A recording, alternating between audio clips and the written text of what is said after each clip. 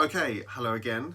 This is the second, that's my dog Byron. Anyway, this is the second video, second little update on my StewMac 000 guitar build.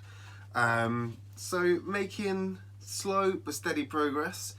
What I did straight after my first video, I installed the little rosette, kind of nice little decorative features into the top of the guitar. So the channels for these individual little strips were already drilled for me because kind of pretty complicated for me. Maybe for some of you expert woodworkers would be no problem. Anyway, I was interested in kind of a bit of a problem because the fit was really tight. So I did a little test run, cut them so they fit right, and then really had to squeeze them in, and then realized that it was actually really difficult to take them out and then to put the glue on them. So as you can see here, there's little breakages, so this is where some of them broke. However, thankfully, the fretboard will kind of cover up to here. So I was thinking that I better make sure this one is as perfect as as I can do, and I think it looks all right. Although that part of the soundboard is chipped away, so we'll see if I can do something about that. But we should be okay. So yeah, and then these little things were sitting quite proudly, so I had to use a scraper and scrape it all so it's all nice and level. So that took a very long time, so I tried to just enjoy being chilled and just the process. And there's my cheeky little cat is somewhere sneaked in. She's not normally allowed in here. And let's have a look at the body of the guitar. So these sides, so these at the heel, no, at the bottom of the guitar, I've clamped it down to keep it straight. And then at the top as well, where the neck block will come. And this just to keep the waist nice and tight together. When this is glued on, it will hold together much nicer. On the back, on the underside, is going to be the back of the guitar, and I've sanded those flat. So these little things now, and for the top, no, the other way around. I'm getting confused here. Anyway, so this I'll sand this later. And more recently, I've been doing, this has been quite exciting. Oh, my little girl is playing the banjo. Proud father. Winnie, what are you doing? What are you doing? You being cheeky? Anyway, this is my cat and I love her. Anyway, so back to guitar making. So this is the top of the guitar. Now, these are called braces. So some of you will know this anyway, but for me, and others, these are just to strengthen the top of the guitar. You want the top, I mean, I'm talking as if I'm an expert. I'm not an expert. Anyway, you want the top to be beautiful and resonant and pretty thin, but these things will stop the guitar from imploding. So yeah, so I've kind of glued these on. Took quite a long time because I don't have enough clamps to do them all at once. But actually, for me, it's probably works out for the best because it means I just do a couple at a time and just nice and calmly doing it right as I can. And yeah, so I've been doing that. It's been quite a nice experience. Feels pretty good. Leaving them for about 6 hours each, and then taking the clamps off, doing other things. And I'll kind of chisel these down a little bit. So even for me, who's not really much of a woodworking kind of guru, just sharpening chisels is really difficult. So anyway, so I've got these fairly sharp and I've been chipping away a little bit. So it's pretty exciting, pretty good. So I'm just going to keep going. For me, I've got to resist the temptation to try and do it all in one go, because ultimately I will end up cutting corners.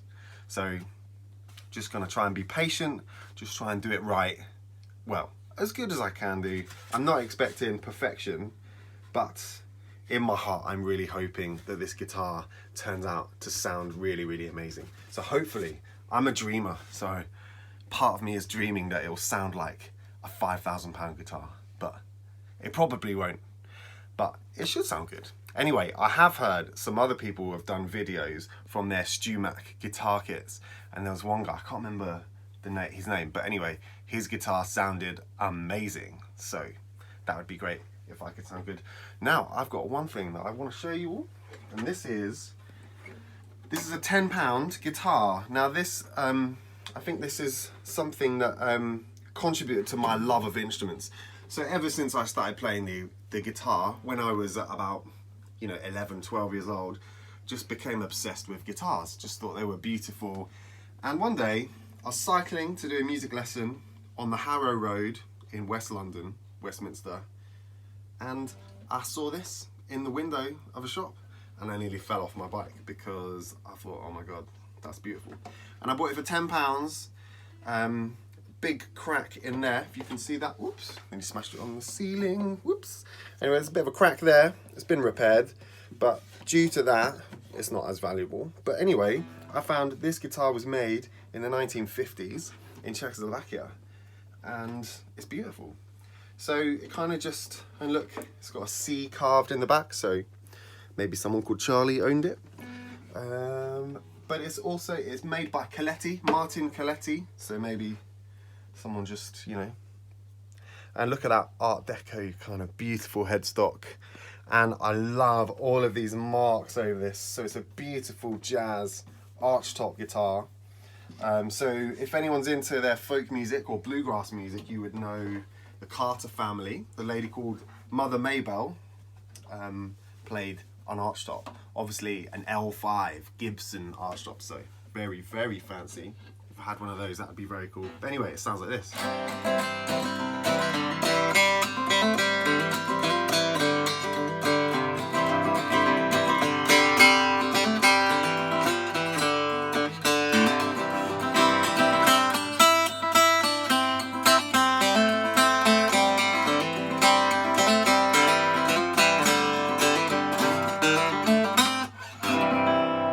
So this is what any bluegrass musician will play when they pick up an archtop guitar. But it also spanned a love of like Django Reinhardt style of music. So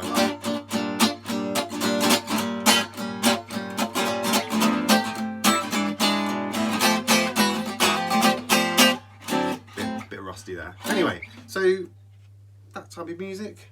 And I just found it really inspiring, and as part of the process of restoring it, there were some braces inside the guitar that the glue had come loose. So if you remember this thing, so some of these wooden things. So I took it to a really great guitar shop, repair shop down in Crystal Palace, and they took the back off completely and like re-glued some of the braces. It's very cool, and repaired this crack. And so yeah, anyway, I thought this guitar is really important to me.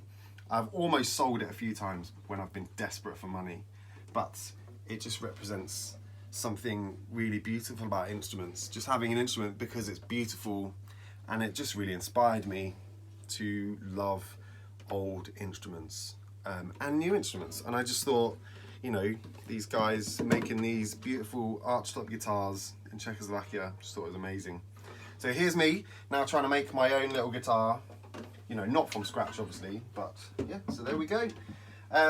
So what's next for me? For my build, I'm gonna kind of trim these down a little bit, and I'm gonna start preparing sanding down this side of the guitar, and then it's a question of sticking the top onto the guitar, onto the body, so that'll be quite cool. And I've ordered some special clamps to allow me just to apply equal pressure all around the guitar, so that's obviously very important.